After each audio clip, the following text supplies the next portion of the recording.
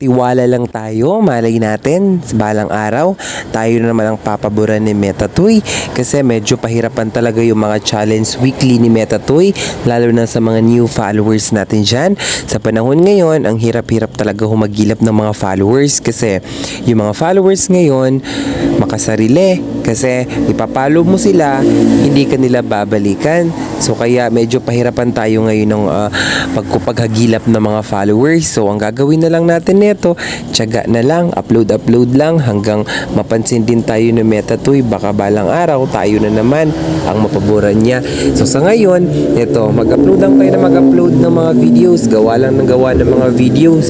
So basta magandang mga video lang, hindi naman tayo makaapak ng kapwa natin. Sige, upload lang ng upload kasi malay nga naman talaga natin, mahirap talaga gumawa ng content, lalo na may mga araw na tatamad-tamad rin na tayo, pero wala tayong choice kasi pinasukan natin to and sinimulan na natin, gaya nga ng sabi ng mga big content creator, sinimulan nyo na yan, lubos-lubusin nyo na. So ayun, kaya lubos-lubusin na natin to hanggat meron tayong may content. Sige, content lang ng content kasi pinasukan natin to.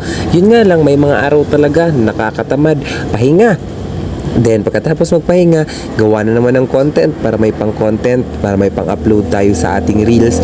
So, ayun guys, siguro naman sa mga followers natin dyan, huwag naman kayo magdamot sa like and share lang naman ng ating mga video. Mag-iwan lang kayo lagi ng bakas para magkaroon naman ng engagement ang ating mga video. Kasi sa totoo lang guys, hindi talaga mabilis gumawa ng video. Pahirapan talaga ang pagkuha ng video. Mag-i-edit ka pa, magbo-voice over ka pa, ang hirap talaga. Kaya kahit like and share man lang sana, meron dyan sa baba ng ganado naman kami gumawa ng content. Kasi ako guys, alam nyo, kayo na lang yung inspirasyon ko, kaya ako ginaganahan mag-content, lalo na kapag may mga comments sa comment section na nababasa.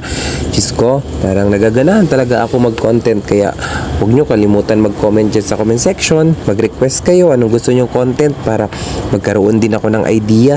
So gaya nga ng sabi nila, kailangan din ng guidance minsan kasi hindi sa lahat ng panahon matalino tayo. May mga panahon talaga nalulutang-lutang din tayo. Kaya sa mga dyan, followers natin, huwag nyo kalimutan, mag-follow lang kayo palagi nang sa ganon, madagdagan naman ang ating mga followers.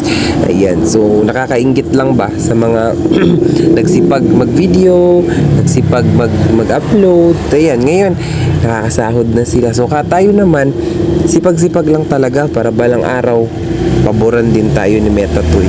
So yun lang, maraming salamat sa inyong lahat. God bless everyone, bye!